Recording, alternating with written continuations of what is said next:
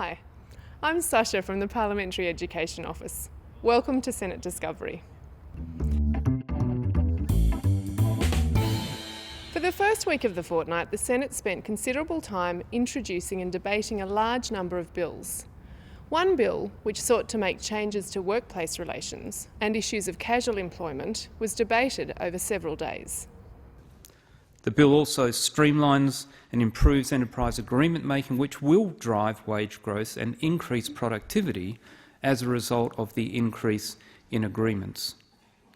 It also encourages investment in large projects by allowing for greenfields agreements, which gives certainty to both parties, employers, investors and the employees, as to what those conditions will be for up to 8 years.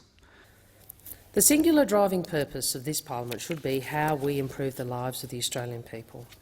And that is why we make no apology on this side of the chamber for standing in the way of legislation that makes life harder for working Australians. And we make no apology for wanting casual workers to have the same basic workplace rights that the rest of the workforce rightly enjoys.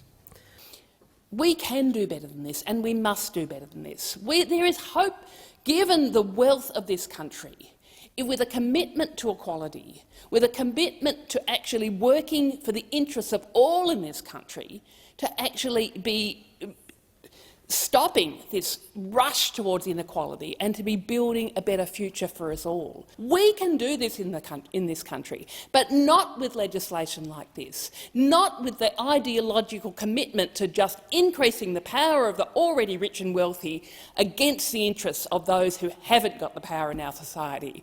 The principal reason for this bill was the court cases that potentially brought about a back pay liability for employers. Along the way, government decided to add in components that simply wouldn't cut it for many employees and the unions that they represent. So here we are today debating an omnibus bill that deals with a raft of issues, not just the principal reason. This is not acceptable to me, nor to many others in this place. The bill was eventually passed with amendments from the government, the opposition and the crossbench. Among the other legislation passed was a bill seeking to increase social security payments and another to amend the definition of academic freedom of speech.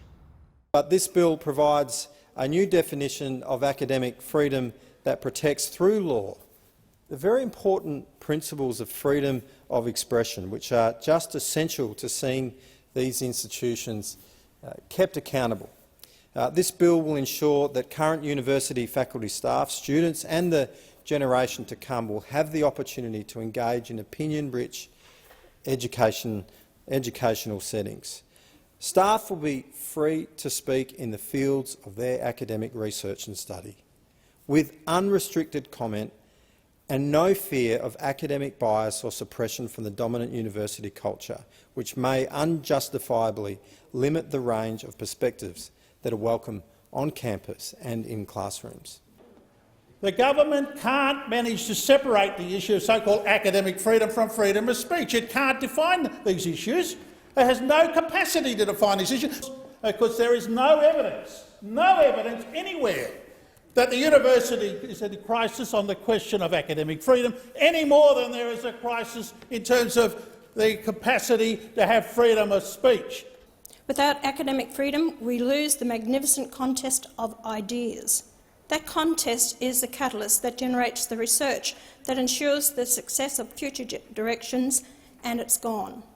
Without academic freedom, the ability to think, to develop ideas and expand our view of the world is lost. We are supportive of enterprise agreements that clearly protect academic freedom, but we are not supporting this amendment. Any legislative steps to ensure that academic freedom is incorporated into enterprise agreements should be treated with sensitivity, and it must be carefully considered before being brought into Parliament. More information about these bills, including footage of the debates, can be found in the Senate Daily Summary. The Road Safety Joint Select Committee was also established during the week. Unlike a Senate committee, joint committee membership is made up of senators and members and requires both the Senate and the House of Representatives to agree to its establishment. The committee will examine ways to reduce road fatalities and improve road safety. Committees were in full swing during the second week of the fortnight, with Senate estimates taking place. During estimates, committees questioned government ministers and public servants about the spending of taxpayer money and other issues related to the work of the public service. Among the many topics covered, several committees continued questioning ministers about allegations of sexual assault and harassment in Parliament House and the wider public service. The Senate will sit again on the 11th of May for the budget sittings, which is an opportunity for the government to present its budget in detail.